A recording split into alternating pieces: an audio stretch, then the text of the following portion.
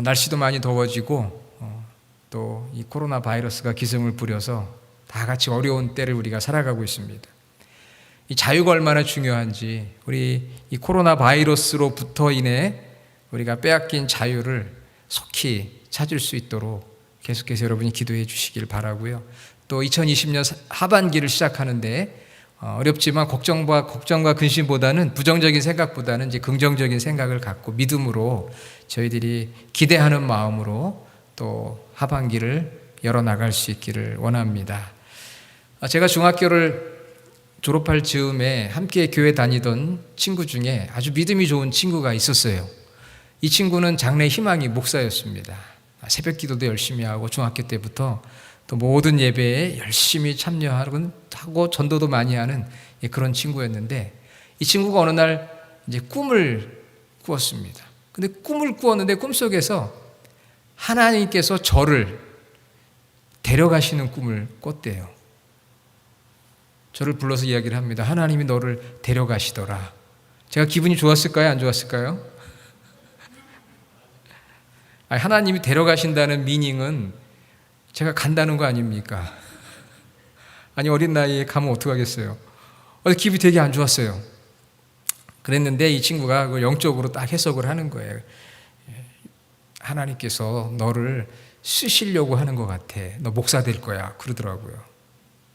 사실 부모님이 저를 이제 서원을 해서 이제 목사가 되려는 마음도 있었지만, 또 여러 가지 이제 중학교 때 갈등도 있었거든요. 꼭 돼야 되나. 이런 여러 가지 생각들이 있었는데, 그 친구가 그런 선명한 꿈을 꾸면서 너 목사 될 것 같아. 이 한마디를 저에게 했거든요. 그런데 그 꿈에서 하나님이 저를 데려가신다는 그 꿈과 그 친구의 그 말 한마디가 저의 삶에 영향을 주더라고요.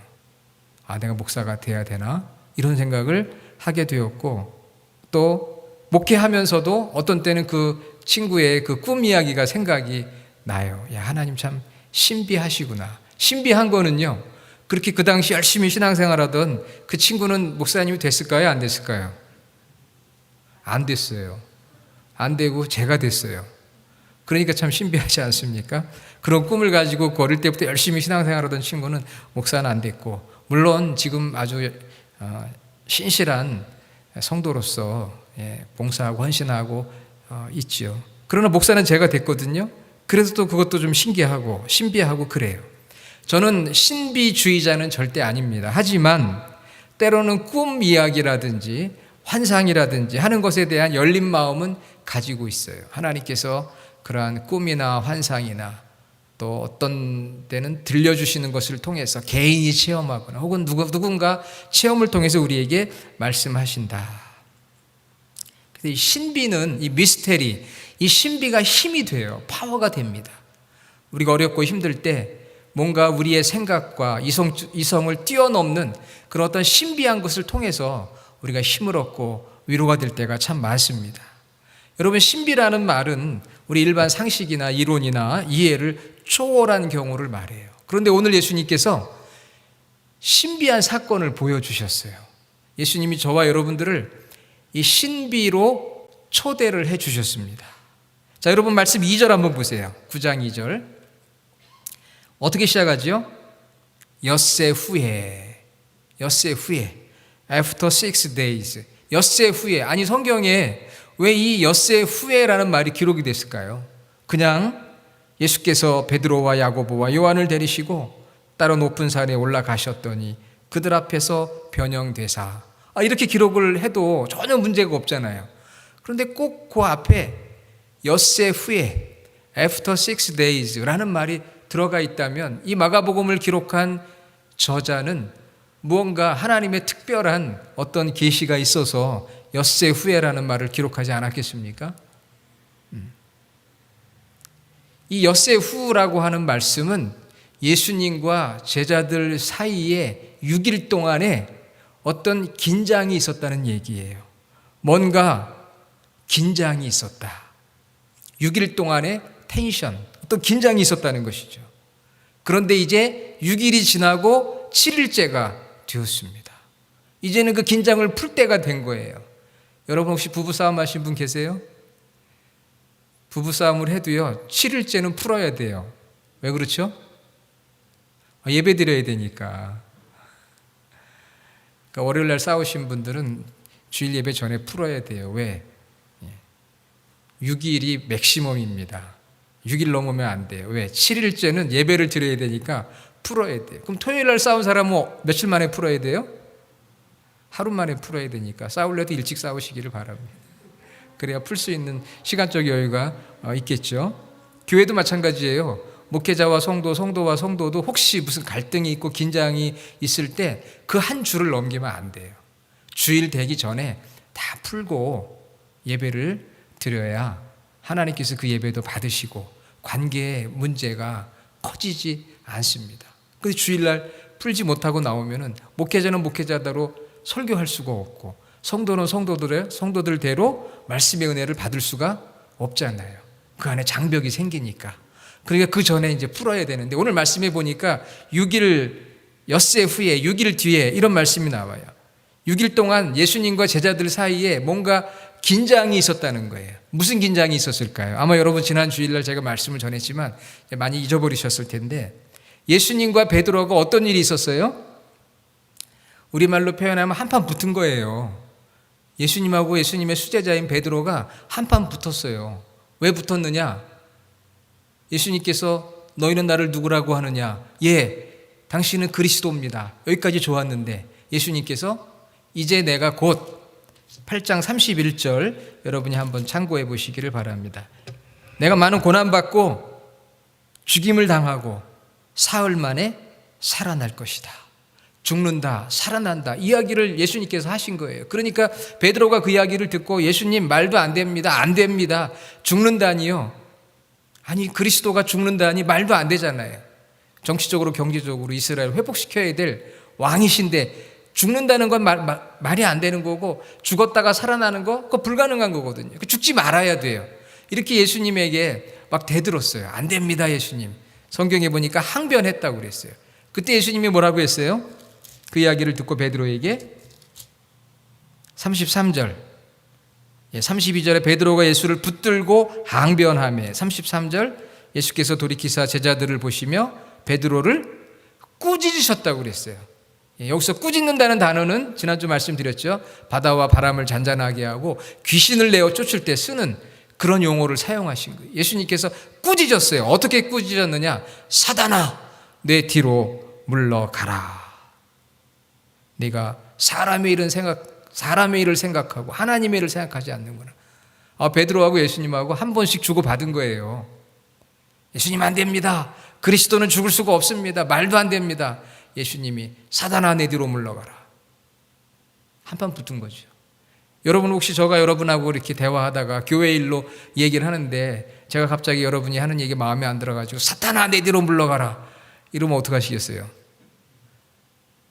그 다음 주에 안 나오시겠죠? 6일간의 긴장이 있었던 거예요.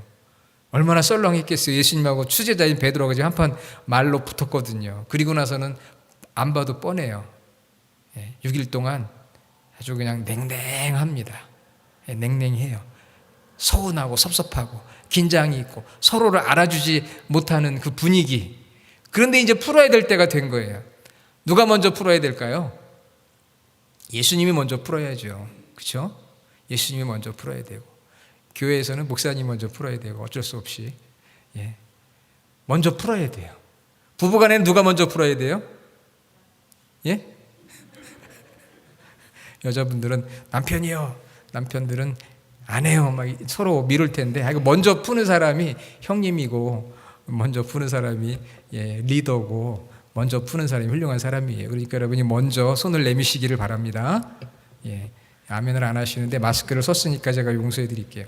자, 예수님이 먼저 이 긴장의 상태를 풀으신 거예요.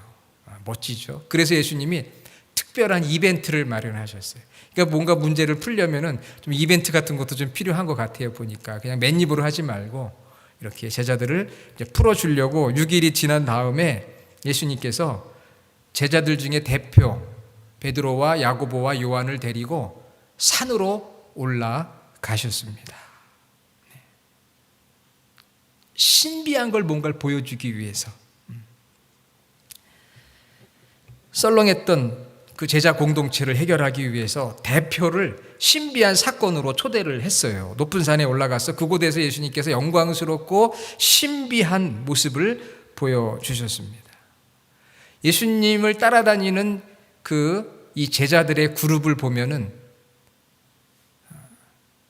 그리고 예수님 주변에 있는 사람들을 보면은 5 그룹이 있었어요. 첫째는 예수님을 대적하고 비판하는 그룹이 있었습니다. 누가 그랬죠? 주로 유대 종교 지도자들, 바리새인 서기관들, 대제사장 장로들, 이런 사람들은 예수님을 아주 반대하고 비판했던 그룹입니다. 지금도 교회를 비판하고 조롱하고 적대하는 그룹들이 있잖아요. 그렇죠? 이게 첫 번째 그룹이고요. 두 번째는 예수님을 따라다니기는 하는데 내 유익만 얻으려고 하는 사람들이 있어요. 오병이어를 예수님 기적을 베풀면 그것만 싹 먹고 그 다음에 나 몰라라 하는 사람들이 있어요. 자기 유익만 챙기는 그런 일부의 사람들이 있습니다. 두 번째 그룹. 자, 세 번째 그룹은 어떤 그룹이냐 하면은 예수님께 끊임없이 호감을 가지고 예수님을 따라다니는 사람들. 한 번 먹고 도망가는 게 아니고 먹튀하는 사람들이 아니라 그래도 계속 예수님을 따르면서 호감을 갖고 있는 세 번째 그룹. 자, 그리고 네 번째 그룹은 어떤 그룹이냐? 이제 정말 예수님과 함께 동역하는 바로 12 제자의 그룹이 있었고요. 그리고 마지막 5번째는 친밀한 그룹이 있었어요. 그게 누구냐면 바로 베드로, 야고보, 요한인 거예요. 제자들의 대표급. 자, 5 그룹이 있어요. 여러분 어디에 속해 있다고 생각하세요? 예수님을 중심으로. 최소한 여러분 예수님의 제자, 예수님의 동역자들이 다 되시기를 바랍니다. 아멘. 그냥 호감만 가지고 있지 마시고요. 정말 예수님과 함께 하나님 나라 확장하는 그런 제자의 그룹이 돼야 돼요. 목회자를 중심으로 생각해 보면 역시 동역하는 그룹이 되시고, 물론 더 친밀하게 이렇게 지내면 좋지만 최소한 제자의 그룹은 되어야 합니다. 그런데 그냥 내 유익만 챙기려고 하고 혹은 반대하고 적대하고 비판하는 그룹이 돼서는 안 되겠죠. 예수님께서 베드로, 야고보, 요한 3사람을 따로 친밀한 이 3사람을 데리고 산에 오르셨어요. 그리고는 그곳에서 예수님이 갑자기 변화가 된 거예요. 변형, 트랜스피겨레이션. 이것을 예수님의 변화산 사건이라고 표현합니다. 변형이 됐어요. 어떻게 변형이 됐느냐 하면 이거는 상상도 아니고 환상도 아니고 실체적인 팩트예요. 어떻게 변화가 됐어요? 여러분 말씀에 보니까 3절에 옷이 광채가 나고 세상에서 빨래하는 자가 그렇게 희게 할 수 없을 만큼 매우 희어졌더라. 예수님이 입은 옷에서 광채가 나는 거예요. 그리고 오늘 본문에는 그렇게 자세하게 기록이 되어 있지 않지만 마태복음 17장 2절 평행 본문에 보니까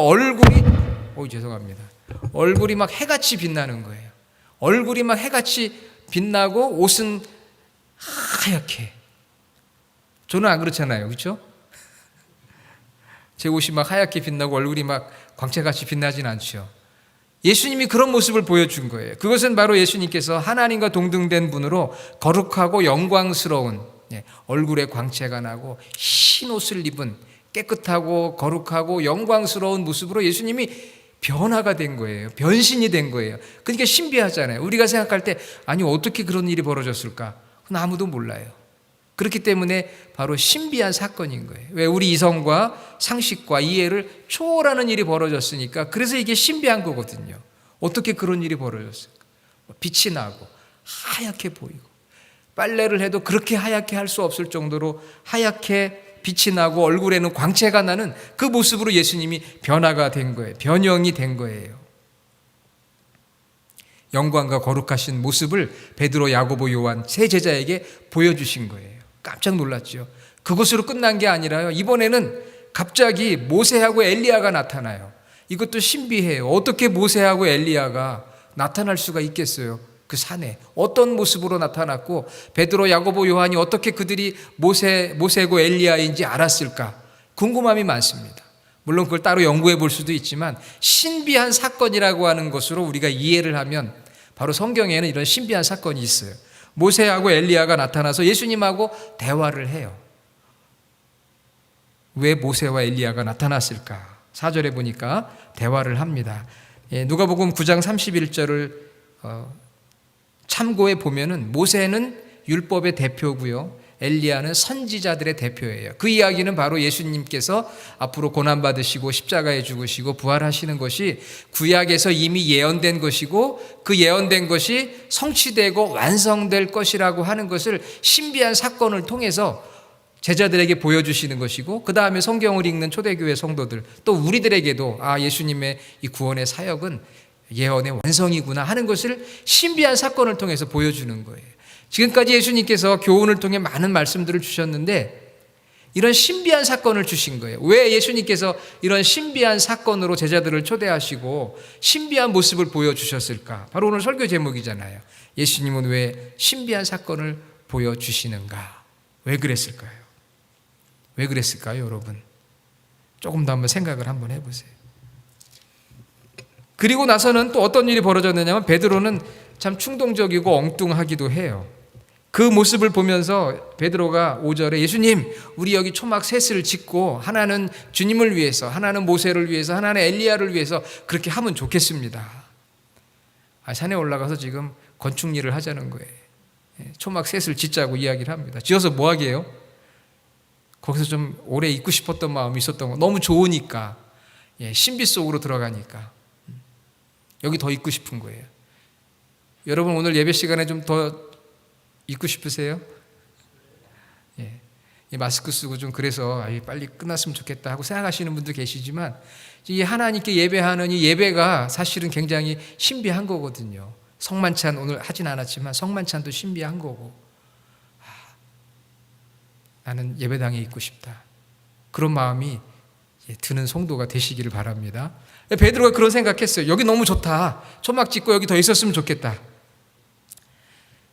그런데 사실은 예수님을 잘못 이해한 거예요. 자꾸 이 베드로는 실수해요. 왜냐하면 예수님은 지금 이 산에 오래 머무를 수가 없어요. 왜? 고난의 길을 가야 되고, 그 다음에 나중에 이제 다음 주에 말씀드리지만 예수님이 돌아오기를 지금 남은 제자들과 예수님을 찾는 사람들이 많이 있었거든요. 그러니까 좀 돌아가지 않으면 안 돼. 빨리 가야 돼요. 급해요. 십자가의 길을 가야 돼요. 그런데 베드로는 그런 거 생각 안 하고 너무 좋은 거예요. 그런 엉뚱한 생각을 했어요. 6절에 보니까 이 마가복음의 기자는 이는 그들이 몹시 무서워하므로 그가 무슨 말을 할지 알지 못함이더라, 그렇게 코멘트를 하고 있어요. 지금 베드로가 도대체 무서워가지고 무슨 말을 할지 모르니까 엉뚱한 지금 이런 이야기를 하고 있습니다. 바로 그때 성부 하나님께서 구름 가운데 임재하셨어요. 7절에 구름이 와서 그들을 덮으며 구름 속에서 소리가 났습니다. 예수님을 향해서 이는 내 사랑하는 아들이니 너희는 그의 말을 들으라. 여러분 마가복음 읽어보면 이 말씀 어디 나오죠? 마가복음 1장 11절, 예수님이 세례 받으실 때 내 사랑하는 아들이라는 소리가 들렸잖아요. 굉장히 중요해요. 주는 그리스도시요, 그리고 하나님께서 이어서 내 사랑하는 아들. 그러니까 예수님은 그리스도시고 하나님의 아들. 마가복음 1장 1절, 하나님의 아들 예수 그리스도의 복음의 시작이라. 예수님의 정체성에 대해서 이번엔 성부께서 말씀해 주시는 거예요. 그러니까 지금 신비한 사건이 계속 벌어지고 있는 거예요. 왜? 예수님은 흰 모습으로 변화되고 얼굴에 광채가 났지요. 그리고 구약을 대표하는 모세와 엘리야가 나타나서 예수님과 대화를 하지요. 그리고 나서는 구름이 덮이면서, 이건 하나님의 임재의 모습이거든요. 위에서 소리가 나요. 이는 내 사랑하는 아들이다, 그의 말을 들으라. 이게 얼마나 신비한 사건이겠어요. 여러분 오늘 예배 드리는데 갑자기 하늘에서 이는 내 사랑하는 아들이니 나의 말을 들으라, 그의 말을 들으라, 그런 소리가 들린다면 얼마나 깜짝 놀라겠어요. 신비한 거 아니겠어요? 제자들이 들어야 될 말은 무슨 말이에요? 성부께서 하신 말씀, 어떤 말을 들으라고 하는 걸까요? 바로 지난주에 8장에 주셨던 말씀이에요. 어떤 말씀이냐면 31절, 예수님께서 고난받고 죽임당하시고 사흘 만에 다시 살아나야 하리라, 그 말씀을 들으라는 거예요.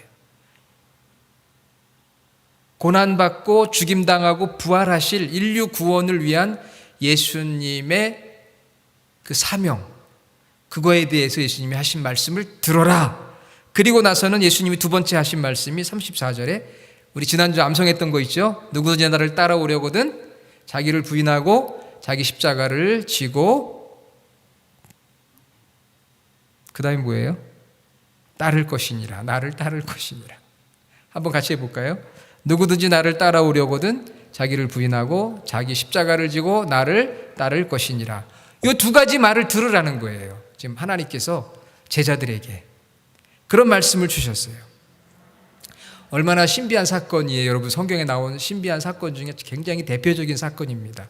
예수님이 이 땅에서 변화된 모습, 그리고 모세와 엘리야가 나타나고 성부의 음성이 들리는 그런 놀라운 사건이 산에서 벌어지고 제자들의 대표인 베드로와 야고보와 요한이 그것을 목격을 했어요. 그래서 예수님이 가는 그 고난의 길 가운데 결코 두려워하지 말라. 왜? 예수님이 가시는 그 길은 구약에서 예언된 길이고 그것을 통해서 인류를 구원하시고자 하는 아버지의 뜻이 담겨져 있고 모세와 엘리야가 증거했고 그리고 살아 역사하시는 하나님께서 말씀하셨고, 그러니까 앞으로 결코 두려워하지 말고 제자들이 십자가와 부활의 신앙을 가지고 진리를 깨닫고 제자다운 제자의 사명을 감당하도록 제자들을 돕기 위한 목적이라는 거예요. 왜 예수님께서 오늘 신비한 사건을 보여주셨는가? 제자들을 도우려고, 자기를 부인하고 자기 십자가를 지고 제자의 길을 갈 수 있도록 돕기 위해서 예수님께서 이런 신비한 사건을 준비하시고 초대하시고 이끄셨다고 하는 것이죠. 자, 사랑하는 여러분, 우리 신비한 체험 하고 싶어요. 하고 싶다고 하면 좋은데, 하고 싶다고 해서 갑자기 하늘에서 무슨 음성이 들리고 보이지 않는 게 막 보이게 되고 꿈속에서 뭐 신비한 걸 보고 그런 분도 있지만 대다수는 그렇지 않잖아요. 그렇죠? 신비한 체험을 통해서 이 제자들이 자기를 부인하고 십자가를 지고 갈 수 있도록 도우시는데, 그러면 오늘날 우리는 어떤 신비한 체험을 해야 되는가? 여러분, 우리가 어떤 신비한 체험을 해야 될까요? 어떤 신비한 체험? 신비한 체험 하고 싶다고 하는 게 아니잖아요. 신비한 체험 하고 싶습니다. 그런데 우리가 신비한 체험을 해야만 우리가 가는 제자의 길을 담대히 갈 수가 있어요. 그걸 말씀해 주는 거예요. 우리에게 그냥 이성적인 말씀만을 통해서, 어떤 교훈만을 통해서 우리가 어려운 이 자기를 부인하고 십자가의 길을 갈 수 있느냐? 그것만 가지고는 부족해요. 신비한 체험이 있어야 돼요. 여러분, 그래서 신앙생활을 참 열심히 하는 분들 간증 들어보면은 나름대로 개인적인 어떤 체험이 있는 분들이 있어요. 그냥 이성적인 신앙이 아니라 체험의 신앙을 가진 분들이 특히 어려울 때 그 고난의 길을 승리하고 갑니다. 그래서 우리 감리교 신앙은 성경, 전통, 이성을 강조하지만 마지막에 experience, 체험을 강조해요. 신비주의를 강조하는 것이 아니라 신비한 체험이 있어야 된다고 하는 것이죠. 그것을 자랑하고 과장하고 만들어내서는 안 됩니다. 그것은 거짓이니까. 그러나 신비한 체험을 우리는 해야 되거든요. 제 친구가 꿈을 꾸고 하나님이 저를 데려가는 그런 꿈의 신비한 체험도 있을 것이고, 또 다 오늘 말씀 못 드리지만 지금까지 살아오면서 저도 겪었던 신비한 체험이 있고 여러분들도 나름대로 신비한 체험이 있을 거예요. 자, 그러면 우리는 어떤 신비한 체험을 해야 됩니까? 오늘 이 말씀을 통해서 간단히 세 가지만 말씀을 드리고 말씀을 마칠게요. 첫째는 예수님의 생애, Jesus Life, 예수님의 생애에 대한 우리가 신비한 체험을 해야 돼요. 다시 말하면 예수님께서 이 땅에 오신 것 자체가 신비예요. 성육신하시고 동정녀 마리아에게서 탄생하신 거, 이게 신비거든요. 예수님이 고난받으시고 십자가에 죽으시고 부활하신 게 신비잖아요. 어떻게 사람이 죽었다 살아나요? 승천하시고 다시 오실 재림의 주님. 그러니까 예수님은 이 예수님 자신의 생애를 통해서 우리에게 미스테리, 신비를 보여주셨어요. 그러니까 여러분, 예수님의 생애의 그 신비를 내가 믿을 때, 온전히 믿을 때, 특별히 예수님의 부활의 능력과 재림에 대한 소망, 여러분이 이 믿음을 굳건하게 가질 때 그 자체가 바로 신비한 체험이라고 하는 것입니다. 삼위일체를 믿는 것도 신비고요. 예수님의 부활과 재림을 믿는 그 자체가 신비예요. 예수님의 재림에 대한 소망을 갖는 것이 바로 신비한 체험입니다. 왜? 아무도 예수님의 재림을 믿을 수가 없잖아요. 어떻게 예수님이 다시 와? 예. 예수님의 생애는 영어로 표현하면 다운 업 다운이에요. 내려오셨다가 업 오르셨다가 다시 다운 오실 거예요. 예수님의 생애 속에서 여러분이 그러한 신비함을 묵상하면서 예수님의 재림을 기대하고 예수님의 죽음을 깨뜨리시는 부활의 능력을 내가 믿을 때 그 자체가 신비라고 하는 거예요. 그게 바로 신비한 체험입니다. 여러분 모두 그런 신비한 체험을 하시기를 바랍니다. 부활의 능력을 믿고 재림의 소망을 간직하고 여러분이 돌아가신다면 오늘 여러분들이 예배를 통해 신비한 체험을 한 거예요. 세상과 나는 간 곳 없고 구속한 주만 보이도다. 아니 우리가 자기를 부인하고 십자가를 지고 따르기 위해서는 그 예수님의 부활과 예수님의 재림을 내가 믿지 않으면은 나를 부인하고 십자가를 질 수가 없어요. 그래서 예수님의 생애 가운데 있는 특별히 이 부활과 재림의 신비함을 우리가 받아들일 때 내가 신비한 체험을 하는 거예요. 자, 두 번째는 여러분이 마가복음을 읽잖아요. 마가복음을 읽으면서 신비한 것들이 있어요. 그게 무엇입니까? 바로 기적의 사건들이거든요. 무리를 걸으시고 오병이어로 5,000명 이상의 사람들을 먹이시고 또 병든 자 살리시고 했던 이런 놀라운 기적들. 이게 우리 인간의 이성으로 해결되지 않잖아요. 이게 신비거든요. 미스테리한 것이거든요. 그래서 우리가 이 땅에서 가난하고 병들고 또 고난 가운데 있고 어려움 가운데 있을 때 여러분이 말씀 속에서 예수님의 그러한 놀라운 신비한 기적을 만나면서 그 기적의 이야기가 그 당시 그 사람들의 이야기가 아니라 오늘 나에게도 이루어지기를 기도하는 마음을 가질 때 바로 우리가 그런 주님의 놀라운 기적과 신비를 체험할 수 있다는 것입니다. 할렐루야. 그게 신비한 체험이에요. 여러분 성경 마가복음을 읽으면서 예수님이 하셨던 놀라운 기적들이 이거 2000년 전에 그냥 예수님이 하셨대. 그게 아니라 이 놀라운 신비가 나에게도 이루어지기를 간구하는 마음, 믿음을 가질 때 바로 우리가 그런 신비한 체험을 할 수가 있는 거지요.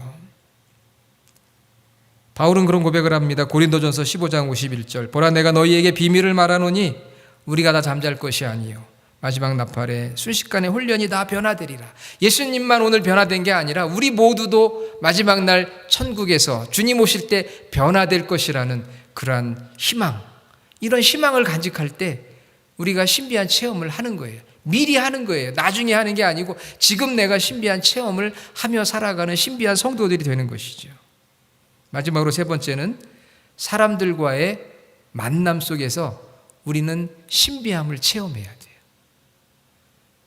그게 무슨 말일까요? 사람과의 만남 속에서 신비함을 체험하라. 여러분 오늘 이 코로나가 확산되는 이때 가정에서 예배하고 예배당에서 예배하는 우리 벨리 주하나교회 성도들 한 분 한 분을 볼 때 어떤 생각이 드세요? 아무 생각이 안 드세요? 여러분 옆에 있는 분을 보실 때 자, 우리가 마스크를 썼으니까 얘기할 수는 없고 여러분을 보면서 서로가 서로를 보면서 이런 고백을 해야 돼요. 야, 신비롭구나. 이게 신비의 체험이에요. 왜? 아니 세상에 많고 많은 사람들 중에 저와 여러분들 우리 벨리 주하나교회 성도들을 모아주시고 이 시간에 지금 수많은 가정에서 우리가 온라인을 통해서 또 대면 예배를 통해서 함께 예배할 수 있는 거 신비하지 않습니까? 신비하지 않아요? 굉장히 신기하고 놀랍고 신비한 일이잖아요. 할렐루야. 그렇게 생각해요. 신비한 일이고요. 오늘 여기서 이렇게 얼굴을 보는 분들이 성도 다르고 출신도 다르고 고향도 다른데 왜 하필이면 여기서 만나서 함께 예배를 드릴까? 이거 얼마나 신비한 일이에요.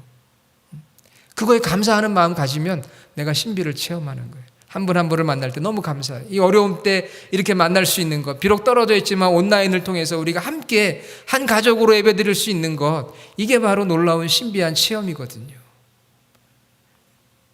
그러면서 동시에 이해할 수 없는 분들이 있을 수가 있어요. 이해할 수 없는 분 있을까요? 없을까요? 많잖아요. 우리가 신앙생활하면서 이해할 수 없는, 도무지 이해할 수 없는 배우자가 있을 수도 있고요. 도무지 이해할 수 없는 자녀들이 있어요. 쟤는 도대체 누굴 닮았길래 도대체 이해가 안 되네. 아빠도 아니고 엄마도 아니고 도대체 이게 신비한 거거든요. 성도들 중에도 보면은 제가 목회하면서 보면 참 신비한 성도들이 많아요. 도무지 이해가 안 되는 그러한 성도들. 그러나 그분들을 볼 때 신비하구나. 하나님께서 어떻게 이런 사람들을 만나게 해주셨을까? 이런 자녀를 주셨을까? 이런 배우자를 주셨을까? 이런 목사님, 여러분 제가 혹시 마음에 안 들더라도 참 하나님 신비하시구나. 어떻게 저런 목사님을 보내주셨을까? 이렇게 생각하시는 거예요. 혹시 마음에 안 드는 누가 있을 때 참 하나님은 신비하고 오묘하시다. 어떻게 저런 분을 보내주셔서 만나게 해주셨을까? 이게 우리 신비 체험이 어떻게 내 생각 속에 내 이해 속에서 다 이해가 되는 사람을 만나겠어요. 이해되지 않는 사람들을 만나게 해주셔서 주 안에서 한 형제 자매가 되게 해주신 하나님의 놀라운 신비함이 있는 거예요.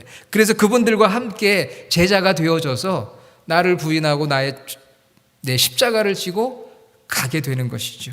사랑하는 여러분, 왜 예수님께서 세 명의 제자들을 산으로 데리고 가셔서 자신이 변화되고 모세와 엘리야를 만나 대화하는 모습을 보여주시고 성부가 임재하셔서 사랑하는 아들이고 주님의 말씀을 들으라 그런 말씀을 주셨을까? 그것은 바로 제자들이 낙담하고 의심하고 의기소침해 있는 그들에게 힘과 용기를 주고 그 길을 담대히 제자의 길을 갈 수 있도록 하기 위해서 신비한 사건을 보여주신 것이거든요. 근데 우리도 좀 신비한 걸 보고 체험하면 신앙에 도움이 되고 성장하고 뭔가 좀 잘할 수 있을 것 같은데 어떤 때는 보이지도 않고 들리지도 않고 느끼지도 못하는 그런 상태에 있을 수도 있어요. 그렇다고 해서 신비한 게 없느냐? 그게 아닙니다. 제가 말씀드린 것처럼 예수님의 생애 자체가 신비고 부활과 재림을 소망하게 되어지고 또한 예수님의 말씀을 통해서 치유하시고 기적을 베푸시는 그 놀라운 신비를 체험하면서 나도 그것이 체험될 수 있도록 기도하고 동시에 우리 사랑하는 성도들을 보면서 만남의 신비를 감사하면서 때로는 이해할 수 없는 성도들을 만날 때 내 마음에 들지 않는 성도를 만날 때 참으로 신비하구나. 이렇게 하나님께서 만나게 하셨구나. 이런 신비한 체험을 통해서 포기하고 낙담하고 좌절하지 말고 함께 이 제자의 길을 가라고 주님께서 오늘도 당시의 제자들과 우리에게 말씀을 해 주셨습니다. 우리 삶 속에 이러한 주님의 놀라운 신비의 영역이 있음을 저희들이 믿고 그 주님의 신비를 소망하는 저와 여러분 모두가 되기를 간절히 주의 이름으로 축원합니다. 아멘. 기도하겠습니다. 하나님 감사합니다.